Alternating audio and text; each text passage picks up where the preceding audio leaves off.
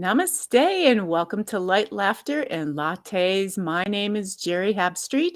I'm an Avesa quantum healer, medical intuitive, self-ascension intuitive counselor, and your host for Light, Laughter, and Lattes. So welcome everyone. The chat is open, so please do jump in and join the conversation. We will be monitoring the chat. The call line is also open, so if you have any questions for me or for my guests that I'll have on, I'll put the number up in a little while and you can call in and ask your questions. And so just a welcome today. Today is a huge day energetically, probably the second biggest day that we'll have all month. It is the 13th. It's a day of full illumination around our vision and balance. The 13 is all about the balance and the balance of the heart and us calling in balance. So notice how your day has been going with this illumination energy around balance. And we're going to be headed straight into this full heart moon on Saturday. Let me take a peek. It's on Saturday. So we've got some big energy coming. And so it's exciting that I get to be here with all of you today. I have a great guest and a topic that's near and dear to my heart, and that is our children. I've been working in the school systems for years now. I was part of Peacemakers, helping to coach children on cooperative games as opposed to competition, and teaching them how to release emotions and how to love each other and all those kind of things. And we are now in a world with many conscious people wondering, how do we parent these children in these times? As we evolve, everything else evolves. So my guest speaker today, or my guest co-host on Light, Laughter, and Lattes, is Julie Thatch, and she has written a book on that. She is a parent of 3, a pediatric nurse practitioner, a pediatric acupuncturist, a parent coach, and the host of a podcast called Mums on a Mission. And so welcome, Julie. Thank you, Geri. Very nice to be here with you today on So this auspicious day of balance and illumination. I like that. and vision too. So I love that we are actually talking about something that is so important, which I believe this is your vision, right, for a world of how to parent our children Yeah. in a more conscious manner. Yes. Yep. That's my mission. When I say mums on a mission, that is my mission to get parents to parent more mindfully and consciously, because my passion is kids and I'm all into it for the kids, and to help kids, you gotta help parents. I couldn't agree more. So is Mums on a Mission, is that did you come up with the name? I'm thinking about all my Canadian relatives, and they're the only ones I know that call moms mums. I actually started this. I was working with a bunch of Australian people, and I was catching on with their Australian accent. And mums, I think, just kind of rolls off the tongue a little bit easier than moms. So that's how it came to be. Okay. Okay, so share with me how this all evolved, how this became your greatest mission. Um, well, I've always been, even before having my own kids, as a pediatric nurse practitioner, I've always worked with kids professionally and personally. And then I had my own 3 kids, and I got into the more holistic, conscious, mindful way of parenting after I went to acupuncture school. And in acupuncture school, we teach it's traditional Chinese medicine is what we're taught, and herbs, and it's a 3-year full time Chinese medical school. And from there, or with that, I took away a lot about Buddhism and Taoism, and that is all of that is very much about mindfulness and compassion and kindness and more loving.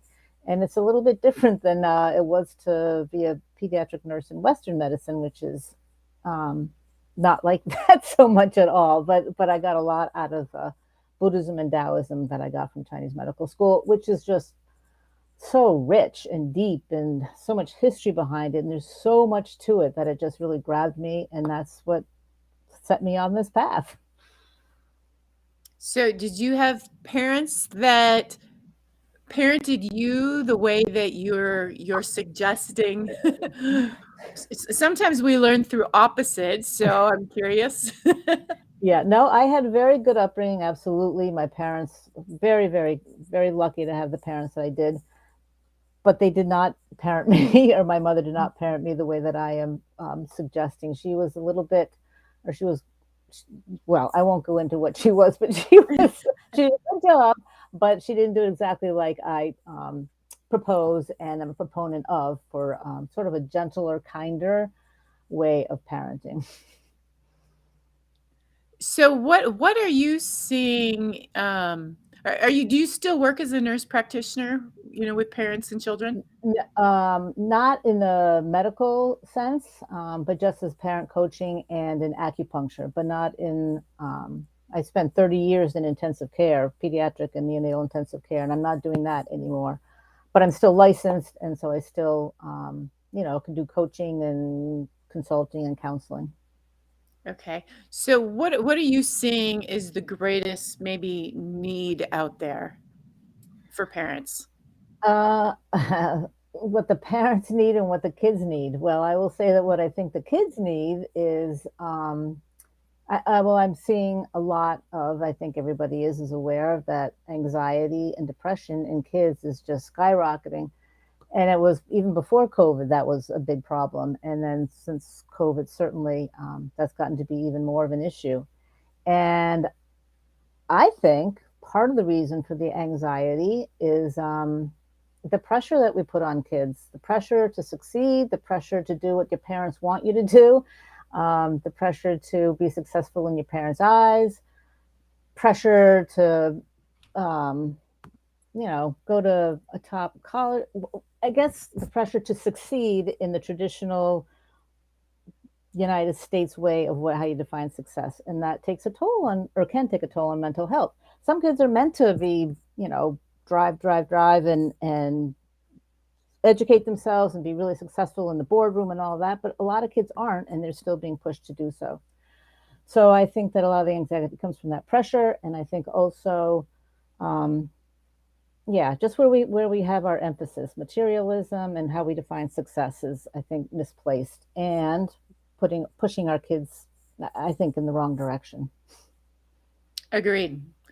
I believe it was about this time last year, I was talking to some of the local high schoolers here, and they were feeling a lot of pressure Mm. around, they release like a class standing, so where you rate in the class as far as your grade point average.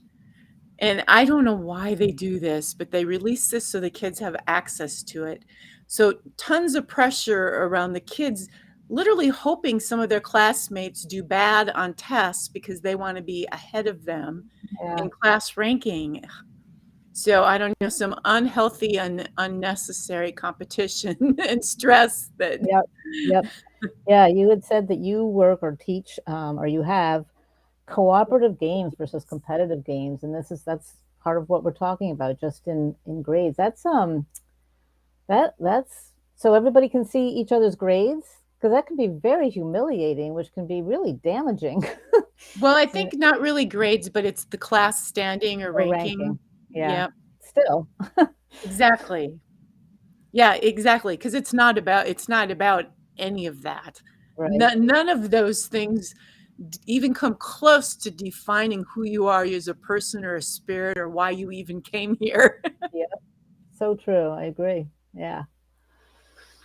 Okay, so what are you seeing that the kids are really needing? I think that what kids are really needing, and the kids maybe wouldn't say this, but I can see it. They need they need parents, and I use parents. It could be caregivers, whoever it is, the primary person, to um, Well, to connect with, to be conscious and mindful with them, to take some time, stop running around and connect eye to eye on their level, both physically and developmentally, and listen to them and let them know that they matter and that that what they have to say matters, and that you're there to listen to them, which means putting your phone down and sitting still for just a few minutes and really connecting with your kid, because kids love to know, they need the attention, they love to know that they matter, they know that you're listening to them and that you care about what they're saying, even if you don't really care what they're saying. If they feel like you care, that they matter, that just then feeds into self-worth, confidence, resilience, but to start with just paying attention to them in the here and the now. That's mindfulness, right? Being here now without judgment. Mindful parenting really is a great way to start. It's not that difficult, but it's a great way to start with what your kids need. And then you, as you listen and you connect with them, then you listen to them and you hear what they say they need, not so much what they want, but what they need. And if you're listening, they'll let you know what they need. Yeah, I was just reflecting on this not, last week, because I can remember when the cell phone thing, first came out, and it was mostly the kids that were all about them, and the parents were having to put rules even on mealtime, like, here, you got to check your phone into the basket so we can have a conversation during the meal. Well, here we are now, a couple years later, and the parents are as bad, if not worse, than the children now, and no one has an attention span. I I know as know. a substitute teacher, I'm constantly having to say, "Put those phones away," or "Check them in over here." Yeah. It's a, yeah, it's a, well, I guess that they're a necessity these days. You know, I don't know if they're necessity, but they're here. They're here to stay, and they're not going to be going away. And so we need to learn and figure out how to put boundaries, again, depending on the age, boundaries on when you use the phones and when you don't. And another thing that parents can do, which again is easy, but you have to be really mindful of it, is to model what you want your kids. If you don't want your kids talking on the phone during dinner, well, then you have to put your phone down. So to Mhm. model what you want to see in your kids, again, and it goes a long way, because kids learn from what they see around them. They don't, especially when they're young, they don't know how to be or how to act or what to say. And so they completely absorb what's around them and what they see. So if they see positive behavior, kindness, compassion, all the good qualities and good traits that we like to have, then that's how they're going to learn to be in the world. Right. So how do you see the ideal, conscious parent who really wants to nurture a child to really come here and do and be what they came here to do, to express their mission in this world? Yeah, that's a good question. And my book that has just recently come out talks quite a bit about that. A parenting revolution for higher evolution. Higher evolution being helping kids to follow their path and to be doing what they're meant to be doing here, rather than what some parents or some of us think they should be doing or want them to be doing, but really what they're meant to be doing. And I start with, which comes from Chinese medicine, five elements. So there are five elements of nature: wood, fire, earth, metal, and water. And every child fits into an element type. And the element type is their inner essence. It is their who they are at the core. It's what drives them. It's what enlivens them. It's what makes them who they are. It's not what they look like. It's not their athletic abilities. It's who they are inside. And I have a quiz in the book. And so once you can tune into or learn or become aware of what your child's element type is, which correlates with their inner essence, or is a beginning of it, anyways, it can be, when you learn what motivates them, when you learn what their essence is, it's a roadmap really to what they need and how to get them set on the right path. Because when they're going on the right path, when they are being parented to their essence, their inner essence, and having their inner essence nourished rather than denied or tried to be something different, then they feel good, and they're on their path, and things just flow really well. And it's an easy way to parent, because when you help them to find what works for them, which comes first with, you need to sort of understand what their inner essence is, or their element type. Um, Parenting just gets a whole lot easier, rather than pushing and trying to make this happen, trying to make that happen, but go with what is naturally in them, and what their natural strengths and their natural motivators. It just makes things a whole lot easier. Agreed. I do something similar, but not the same, a different route. So I do something called soul charting, Mm-hmm. in which I get the person's birth date, birthplace, birth name, and get a master soul code for them, and chart the path of their soul. So what are their numbers? How do they flow through life, and what are their challenges and gifts, and how can they keep spiraling this and stay in balance, type Wow. deal. So similar. It's like a true birth certificate that they should get, that actually serves a purpose, as opposed to Good point. I like that. so same kind of deal. Yeah. So I'm wondering, are you seeing a difference in the children, years ago as opposed to now? Yeah, I think that life has gotten a lot more complicated. The world has gotten more complicated. It moves faster and faster, and you better keep up, or I just there's just it's just so much more complicated. And I think I'm reading a lot about, or whenever I can, about the effect of social media on the youth today. There's a lot of things that are having a big effect, and I think that social media is having a really big effect on the youth, and I think it's a problem. And that wasn't we didn't have that not even very long ago at all. And so that's come into play, like you say, cell phones, technology, which isn't going away.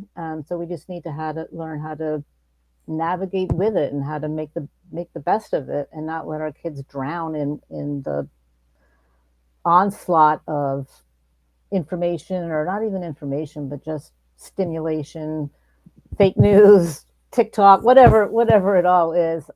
Just help them figure their way through it, because they're being inundated with all kinds of new things. It's definitely gotten more complicated than even when I was raising my kids, which was just 30 years ago or 20 years ago.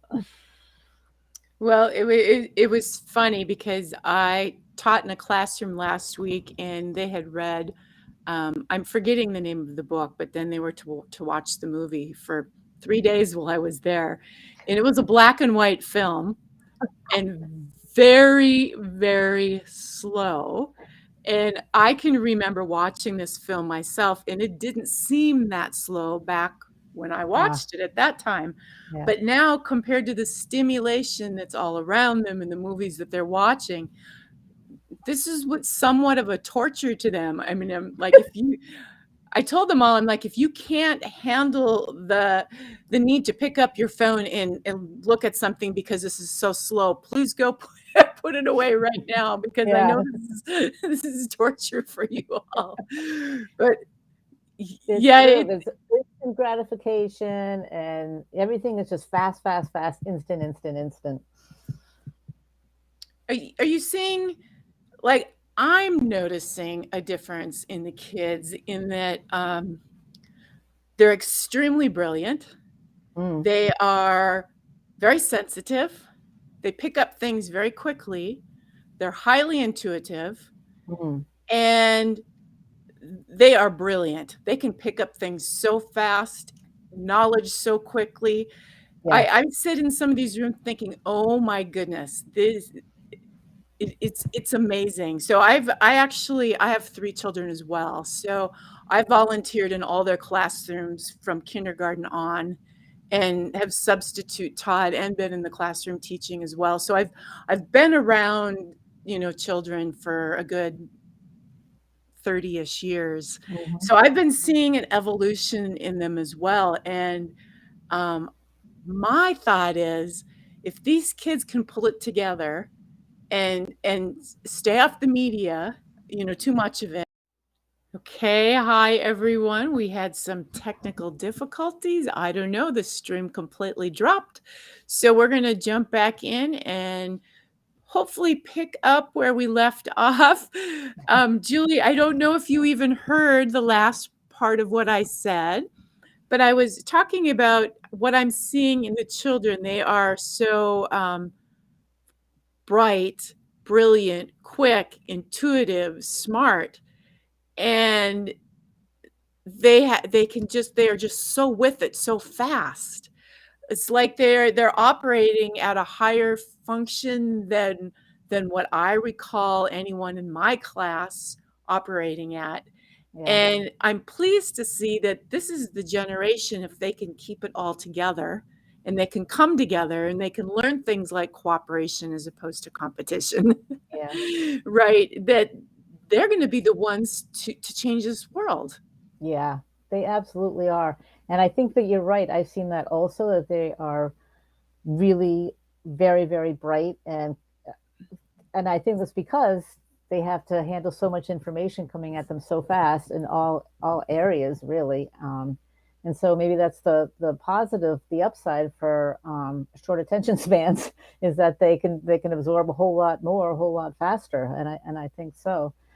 Yeah. So if we could just, like you say, get the soul part of them, the yeah, the soul part of them into their lives, or make them aware of that, or make them um, yeah, a little less selfish, consider the other person more, like you say, cooperative, kind, which really is all pretty natural. Everybody's born with that stuff. When kids are little, they're naturally like that, and it's as you go through life and life does what it does to you, you get a little more um, away from that. But certainly they have it in them. And so, yeah, I agree. If we can just um, nourish that, cultivate that, and let their minds do what they're going to do, because you're right, they are absolutely, they've got brilliant minds these days. Must be part of evolution. Exactly. Yeah, yeah. Nurture their mission is what I'm that's the words that are like coming to me while you're describing this. Yes. And so I don't know, I mean, do you have any recommendations for a parent out there who's saying, "Okay, I really want to nurture my child's mission. I want to help them, and support them in being the person that they really are and in doing what they came here to do." Yep. Um, so some people may be able to tune into, like you, probably being the intuitive that you are, and other parents certainly have good intuition. You may have good intuition about what your child's mission is and what their path is supposed to be. It can be sometimes hard to do that. It can be sometimes hard to objectively see that. You can sort of, many parents want their kids to be a certain way or follow a certain path. But if you can really truly be step back and be objective and really listen to what your child is saying and doing. But again, in the back of my book, there's a great questionnaire about the 5 elements, that just a questionnaire about what your kid is, how they are, what kinds of things they do. It's really easy, and it gives you an idea of what element type is. And then in the book, I talk about, well, if your child is this element type, then this is what they're going to be like. This is what they need. This is what you want to encourage and nourish, and this is what you want to try to avoid. Um, so like I say, the 5 elements, or the inner essence, their soul. I also refer to it in the book as their soul, in a way. If you can connect with that and sort of and be aware of it and see it for what it is, not for what you want it to be, but for what it is, then that is, like I say, the roadmap for where they should probably be going through life, or how they should be going through life, or what their path is. So give us an example. So if a child were wood, what would So a wood child, I always use the example of wood children because they're easy to identify. Wood children are corresponds with the season of spring, where everything is coming up, popping up out of the ground. And so wood children are really, really, really energetic. They are on the go always. They're very competitive. So competition for them is a good thing because they feed on it. They love competition. They don't like to sit still and be quiet and read a book. They need to be going and they need to be on the move and they need to be first. They like to win when they compete. Um, so you don't want to, like I say, expect a wood child to sit still for an hour and pay attention. My I have a wood child, and his fourth grade teacher did a great thing. She, with all the mostly boys that were really antsy, she always gave them an opportunity every so often through the class to go outside and run around. She gave them permission to get up out of your seats and go run around, do what you need to do. And then they could come back down and settle down. That was brilliant. That was exactly what wood children need is an opportunity to go run around and be loud and boisterous and what they need to do. So that's a wood child. They may be athletic, but again, they love competition. They love movement and action. So that's what you want to um, bring into their lives, and not squelch it, not say no, you can't be that way because that is them. That's their nature. That's their what who they are. So you have to figure out how to work with it and ways to encourage it. Right. Yeah, I'm thinking of a whole classroom of, wood, air, fire, the whole thing. And you as a teacher, you have to try, Yeah, you know, that's cater to all of it in some way or another. that's a challenge. That is definitely a challenge. It's hard enough as a parent to have more than one child because one style parenting doesn't fit all kids. Anybody who has more than one kid knows that. So you kind of need to be adaptable. A classroom full, that's a whole nother story. I don't have a good answer for that, Jerry. Yeah. I know you talked about the parents wanting to push their, what I would call it would be an unhealed inner child of their own Mm-hmm. upon their children. Mm-hmm. So oftentimes a parent didn't get a certain thing out of life that they wanted, so they're hoping that for their child, or they had some kind of maybe what would appear to be an unhealthy childhood, so I'm going to do things differently. And I didn't get to be the best at this, so my child's going to be the best at this. And so that's something too to take a look internally as a parent. Am I wanting this for my child because it's an unhealed aspect of me, or am I wanting this for my child because that's what my child wants? Yeah. Very good point. That's a good way to put it. The unhealed child inside. That's really going within and trying to figure out where your reactions and responses are coming from. And yeah, I think that is. I think that we have because you asked earlier on about how my parents were. Um, so many people learn to parent as they were parented, which can work sometimes, and it can make things really bad sometimes, depending on how you were parented. And yeah, sometimes you react and say, "No, I'm going to go complete opposite way, and I'm going to do things differently." So it all does come from something within as to why you are parenting. So if you can be really selfless and pay it and really just want the best for your child, what the child what they need, not what you like what your unhealed child is saying that they need, then that's a gift to the child if you can stand back and let them see what they need, offer them what they need, and let them run with it. Well, and we talked about too the presence as far as the children just need you to spend some time. Well, that presence is also the key to understanding what your child really needs, and what, I mean, without them telling you, if you're Right. present enough, you can discern that on your own. Right. You can also discern the path that they're meant to go on.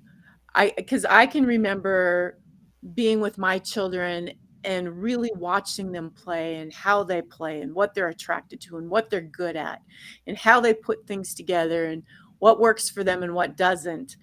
And I had teachers say, "Well, your son is ADD, he needs medication." And I'm like, "No, he's not. He doesn't need any medication. This is what he needs." And I was 100% correct on it. And the Yeah. teacher wasn't. And I'm glad that I was present with him enough to know exactly who he was and what he needed. to assist them with that. And I had a good understanding of where their strengths were and where they were headed based on just being present with them as they played. Because Yeah. they give you signs. They come in at that young age with natural things that they're attracted to. Yep. Well, why are they attracted to those things? There's no accident there. Right. You know, That's a, my oldest son couldn't get enough of maps, and he yep. could put them together brilliantly. Well, there was no reason based on what I had done or we had done. We hadn't traveled the world as a Hmm. family, you know? So these were just natural things that he resonated with, and they're all signs to aspects and reasons why your child's here.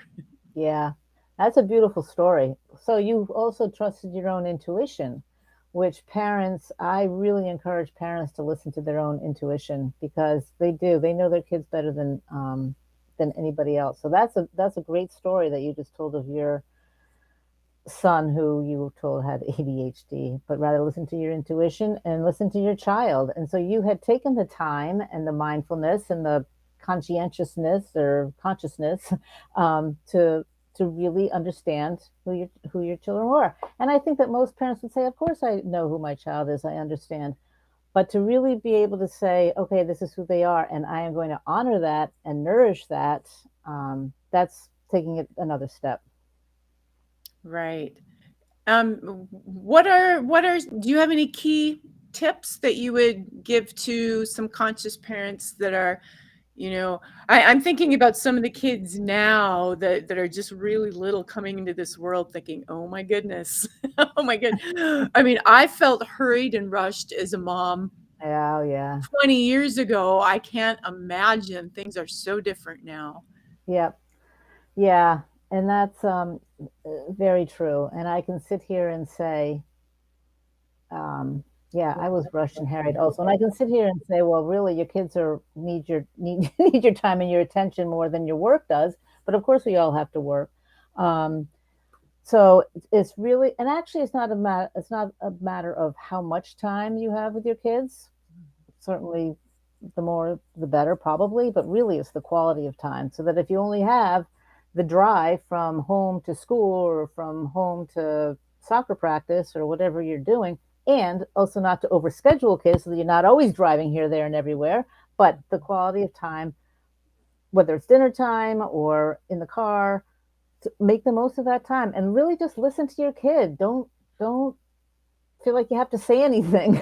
In fact, don't keep your mouth shut, and just listen to them and let them tell you what they have to tell you. And that's again honoring them. It's honoring who they are and what they want to say. And I would also say, very simply, to with your kids to do no harm. It's I guess that comes from the Hippocratic Oath of Western medicine, but do no harm, which, and if every parent did that, the world would be in a much better place. Meaning, don't criticize, don't judge, don't embarrass, don't humiliate, and don't negatively label. Don't compare. Don't, oh my, yeah, right, exactly. And I think that parents do it, and I speak for myself too. It just happens. It comes out way too easily, and rather than focus on the goods and give them the praise for something that really is done well, not just empty praise, but to focus on their positives. And just I don't know, the humiliation, embarrassing comparison can just knock down a kid's self-worth, just to, and we don't even know it. I think that we don't are not as aware of what our words can do to a child, both positively and negatively. Hmm. I absolutely agree. What are some of the main challenges that you are seeing parents come to you with for coaching? Mostly behavioral things that kids are getting in trouble at school a lot. A lot of kids being diagnosed with ADHD. Um, so it's usually the school age kids, and it really comes down to behavior. I also have some parents that are worried about their kids being depressed, um, and anxious. Um, and so that's mostly anxiety, depression, and just behavioral misconduct in school. Right. Yeah, that sounds like a pretty common theme of what I'm seeing too. I'm not seeing, um, or that's what I'm hearing within the school district that I'm into. Those are the main things, the depression and the anxiety Yeah. and Yep. mental health issues. Mental health issues. Yep. It's true. And I don't have a magic wand of how to make those all go away, but I think the start is to ease off on the pressure and spend more heart to heart, conscious, mindful time with them. And again, mindfulness is a great term in terms of the definition of being here, being present now without judgment. You just accept what's happening and take you just accept what's happening and you accept the child for who he or she is and make the most of it. Right. Yeah, that's good advice. Do you have anything that you would like to add?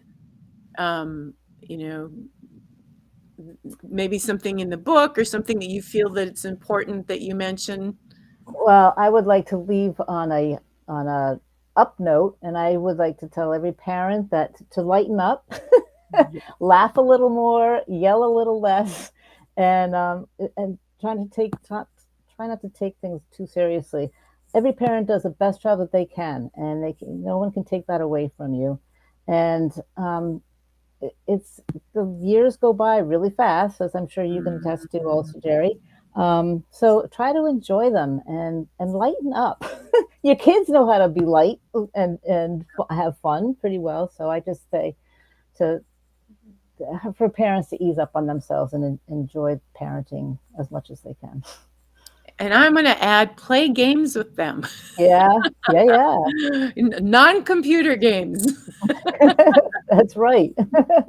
I gave the kids, last Friday, I had a free day with them and gave them an option to write a paper, to do unfinished homework, and or, kinda have a free day to do some homework, or to play a group non-competitive kind of team building game. Ah, 3 class periods, none of them wanted to play a team building game. And I told them the game, and I'm like, "Does that not sound like fun?" "Yeah, it does," but they really just wanted to be on their phones and do homework. 3 periods, I'm like, oh, "No." well, So, I God, mean, I can't you remember the day where phones were not an option, and if you I yeah, mean, you had extra time, it's, heads up, thumbs up, 7 up, or yeah, some kind of a game where. And so I don't know, that surprised me, but I think, if all parents took some time out, and maybe many of you watching, if you're watching this show, you're probably already doing that. yeah. You're a conscious parent, so you know that, but, I think that is an important thing too, to take some time out and certainly have fun. Those are the times that, you'll both remember Yeah. when they grow And up. you might have to schedule the time in. You might have to say, okay, for this half hour, we are just going to play a game or whatever. Right. Off the phones and just have fun and play a game. Schedule it in. Yep. Okay, thank you so much, Julie, for being Thank here. you. It's been a pleasure and I appreciate being on here. Thank you. You're welcome. Have a great day, everyone.